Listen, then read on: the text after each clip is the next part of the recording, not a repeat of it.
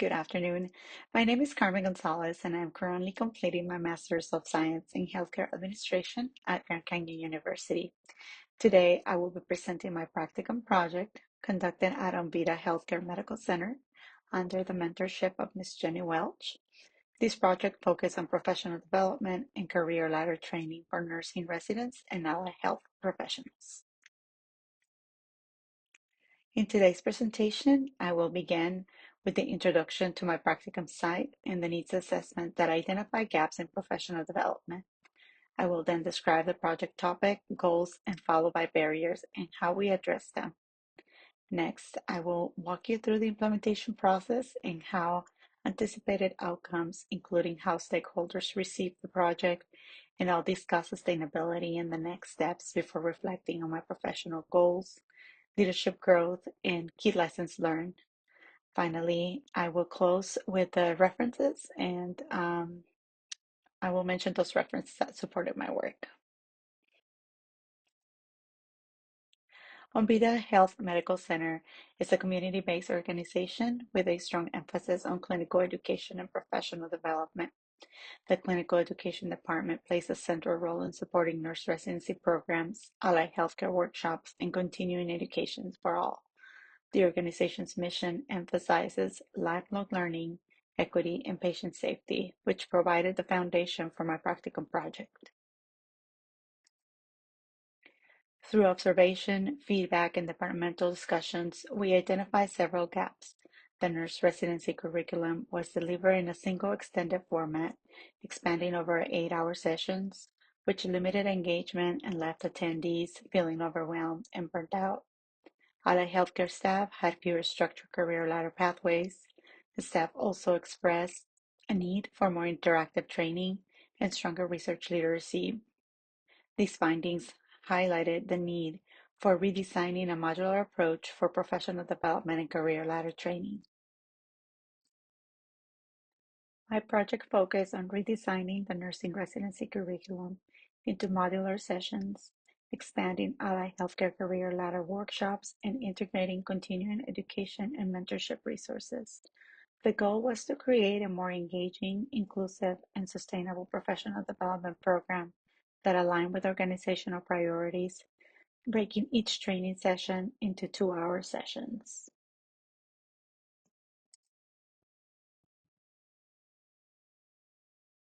The goals for the project were created in a SMART model.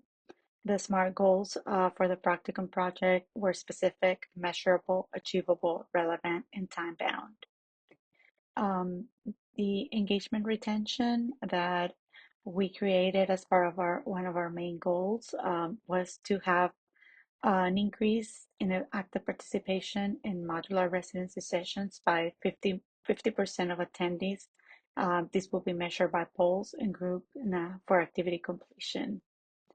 Um, the residency literacy and PICO skills within a 12-month period. We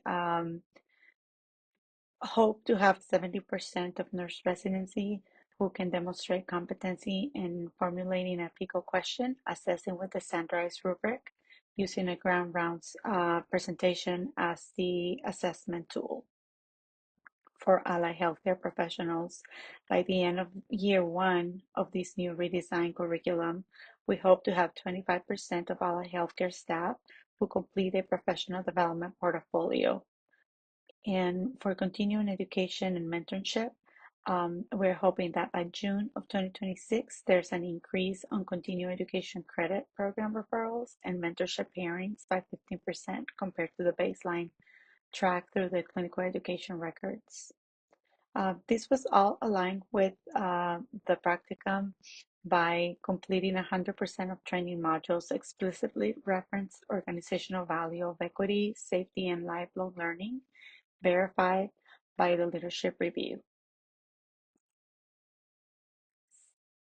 Moving on to the barriers that we encountered during this project, but there were several that emerged during the planning phase.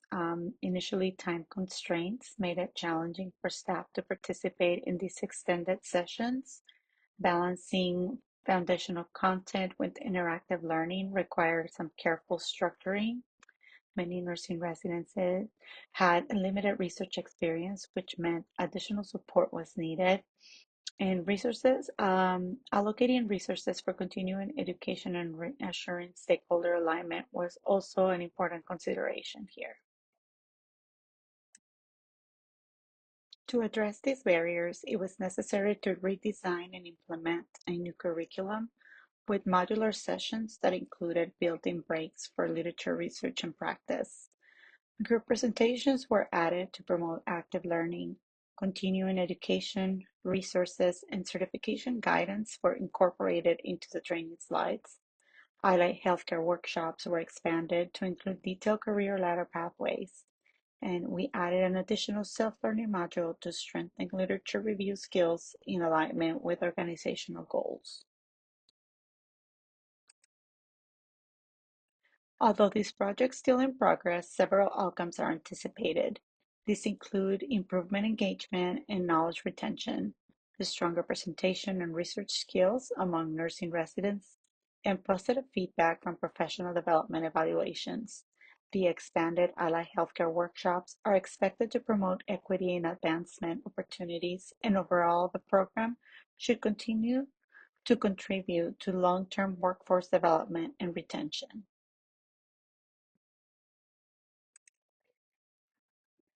The next slide highlights the key impact factors we will use to measure the effectiveness of the practicum project. First, audience interaction is a critical indicator of engagement. Our target is to achieve at least 50% active participation during sessions, whether through questions, group discussions, or presentation activities. Second would be portfolio completion within 1 year. Will serve as a long-term measure of how well the training supports professional growth. We set a target of 25% completion, reflecting both visibility and meaningful progress. Third, post-presentation surveys will provide immediate feedback on the quality and relevance of the training. Here, our goal is ambitious, an average rating of 100% satisfaction, because it reflects both content effectiveness and industry delivery. Finally, the referral rate for preceptor mentorship opportunity will measure how the program fosters a culture of professional development. A target of 15% demonstrates our commitment to building sustainable mentorship pipelines. At this stage, the achieved uh, goal column remains to be determined, but these metrics will guide both evaluation and continuous improvement. The project has been well received by the stakeholders. The clinical education department affirmed the structure and flow of the redesigned curriculum. Coordinators were engaged in the evaluation process, and leadership recognized the alignment with grant support initiatives such as the Transition to Practice program. The staff responded positively to the modular interactive approach, which has created momentum for sustainability. Sustainability is supported through annual portfolio reviews, which reinforce learning and provide opportunities to refresh content. Continuing education and mentorship are embedded into the system, and the modular design allows for easy updates.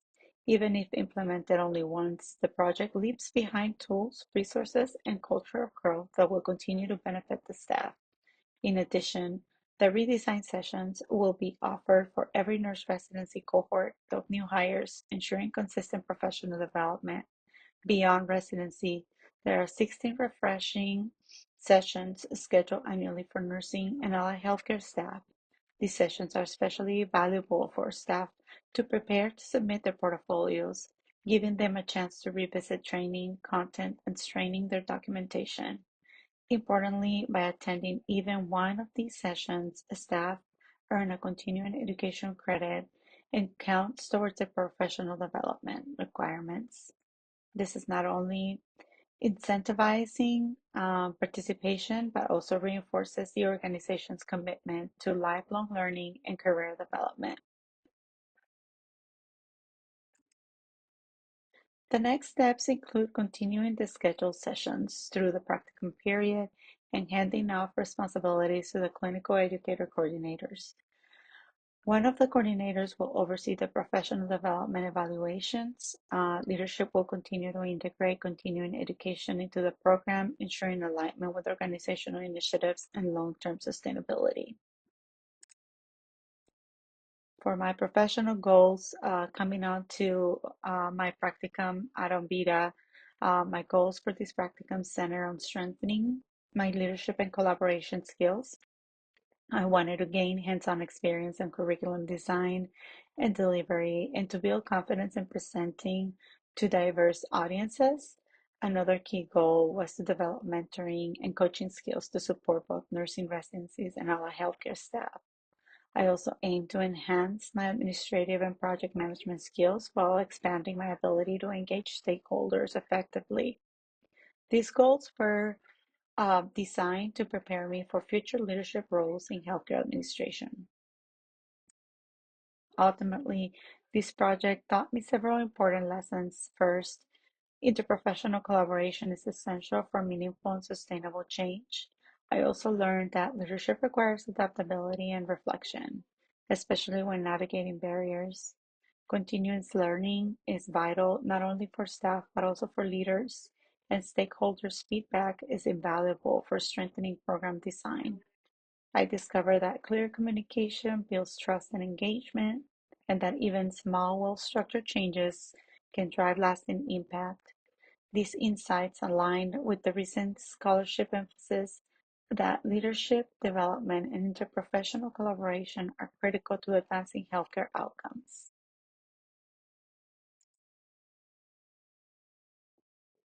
Here's my list of contact information. If you have any questions, feel free to reach me on my email. And here's my list of references if you're interested in reading some of this material that supported my practicum project. Thank you so much for your time today. I appreciate your attention.